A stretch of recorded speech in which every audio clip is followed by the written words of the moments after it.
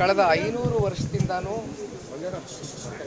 ನಮ್ಮ ಪೂರ್ವಿಕರು ಮಾಡಿದಂಥ ಒಂದು ಹೋರಾಟ ಏನಿತ್ತು, ಜನವರಿ 22ನೇ ತಾರೀಕು ಆ ಹೋರಾಟಕ್ಕೆ ಅಯೋಧ್ಯೆಯಲ್ಲಿ ಪ್ರಾಣ ಪ್ರತಿಷ್ಠಾಪನಾ ಒಂದು ಕಾರ್ಯಕ್ರಮ, ಶ್ರೀರಾಮವನ್ನು ಪ್ರತಿಷ್ಠಾಪನೆ ಮಾಡಿರ್ತಕ್ಕಂಥ ಒಂದು ಕಾರ್ಯಕ್ರಮ ಏನು ನೆರವೇರಿತು.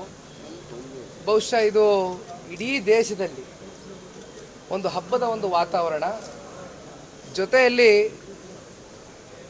ಪ್ರತಿ ಹಳ್ಳಿನಲ್ಲೂ ಕೂಡ ದೇವಸ್ಥಾನದಲ್ಲಿ, ಮನೆಗಳಲ್ಲಿ ದೀಪ ಹಚ್ಚುವ ಮೂಲಕ ಇವತ್ತೇನು ಹೆಣ್ಮಕ್ಳುಗಳಿರ್ಬೋದು, ಯುವಕರಿರ್ಬೋದು, ಹಿರಿಯಕರಿರ್ಬೋದು, ಪ್ರತಿಯೊಬ್ಬರು ಕೂಡ ಈ ಒಂದು ಹಬ್ಬದ ವಾತಾವರಣದಲ್ಲಿ ಇವತ್ತೇನು ಭಾಗಿಯಾಗಿದ್ದಾರೆ. ಇದೊಂದು ಐತಿಹಾಸಿಕವಾದಂಥ ಒಂದು ಕಾರ್ಯಕ್ರಮ. ಇಂಥ ಒಂದು ಕಾರ್ಯಕ್ರಮದಲ್ಲಿ ಮಾನ್ಯ ಮಾಜಿ ಪ್ರಧಾನಮಂತ್ರಿಗಳು ದೇವೇಗೌಡರು ಸಾಹೇಬರು, ರಾಜ್ಯದ ಮಾಜಿ ಮುಖ್ಯಮಂತ್ರಿಗಳು ಮಾನ್ಯ ಕುಮಾರಸ್ವಾಮಿ ಅವರು ಹಾಗೂ ನಾನು ಮತ್ತು ನಮ್ಮ ಅಜ್ಜಿಯವರು ಚೆನ್ನಮ್ಮನವರು, ಜೊತೆಯಲ್ಲಿ ನಮ್ಮ ಕುಪೇಂದ್ರ ರೆಡ್ಡಿ ಸಾಹೇಬರು ಕೂಡ ಉಪಸ್ಥಿತರಿದ್ದರು. ಬಹುಶಃ ಒಬ್ಬ ಯುವಕನಾಗಿ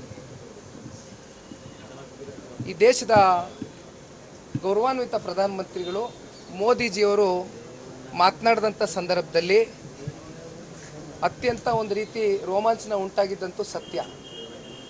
ಈ ಒಂದು ಕ್ಷಣ ನಾನು ಒಬ್ಬ ಯುವಕನಾಗಿ ಇಲ್ಲಿ ಉಪಸ್ಥಿತನಿದ್ದು ನನ್ನ ಒಂದು ಪುಣ್ಯ. ಅದರಲ್ಲೂ ಕಾಕತಾಳಿ ನನ್ನ ಜನ್ಮದಿನದ ಒಂದು ಸಂಭ್ರಮವನ್ನು ನನಗೆ ಶ್ರೀರಾಮನ ಒಂದು ಆಶೀರ್ವಾದ ಪಡಿತಕ್ಕಂಥದ್ರಲ್ಲಿ ಇವತ್ತು ನನಗೆ ಒಂದು ಸಿಕ್ಕಂಥ ಒಂದು ಪುಣ್ಯ, ನನ್ನ ಭಾಗ್ಯ ಅಂತಕ್ಕಂಥದ್ದು ನಾನು ಭಾವಿಸಿದ್ದೇನೆ. ಹಾಗಾಗಿ ತಾವೆಲ್ಲರೂ ಮುಂದೆ ನೀವೇ ಎಲ್ಲ ನೋಡಿದ್ದೀರಿ, ಮಾಧ್ಯಮದಲ್ಲಿ ಎಲ್ಲ ತೋರಿಸಿದ್ದೀರಿ.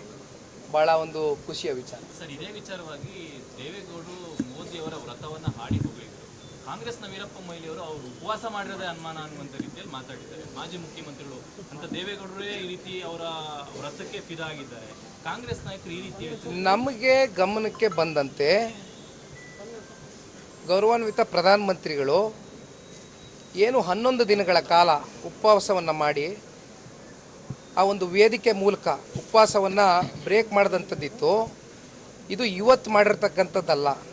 ನಮ್ಮ ಗಮನಕ್ಕೆ ಇರತಕ್ಕಂಥದ್ದು ಕಳೆದ 40 ವರ್ಷದಿಂದನೂ ನಿರಂತರವಾಗಿ ಮೋದಿಜಿಯವರು ಈ ರೀತಿ 11 ದಿನಗಳ ಕಾಲ ಉಪವಾಸ ಮಾಡ್ತಕ್ಕಂಥದ್ದು ಅವರ ಪರಂಪರೆ ಅಂತಕ್ಕಂಥದ್ದು ನಮಗೆ ಇರ್ತಕ್ಕಂಥ ಮಾಹಿತಿ. ಹಾಗಾಗಿ ಈಗ ಅದ್ರ ಬಗ್ಗೆ ಟೀಕೆ ಮಾಡ್ತಕ್ಕಂಥದ್ದು ವೀರಪ್ಪ ಮೊಯ್ಲಿ ಸಾಹೇಬರು ಹಿರಿಯರಿದ್ದಾರೆ. ದಯಮಾಡಿ ಮಾತನಾಡೋದಕ್ಕಿಂತ ಮುಂಚಿತವಾಗಿ ಮಾಹಿತಿಯನ್ನು ಕಲೆ ಹಾಕಿ ಮಾತನಾಡಬೇಕು ಅಂತಕ್ಕಂಥದ್ದು. ಅದು ತಾವು ಮಾಧ್ಯಮದವ್ರು ಬುದ್ಧಿವಂತರಿದ್ದೀರಿ, ತಾವೇ ಹೇಳಬೇಕು.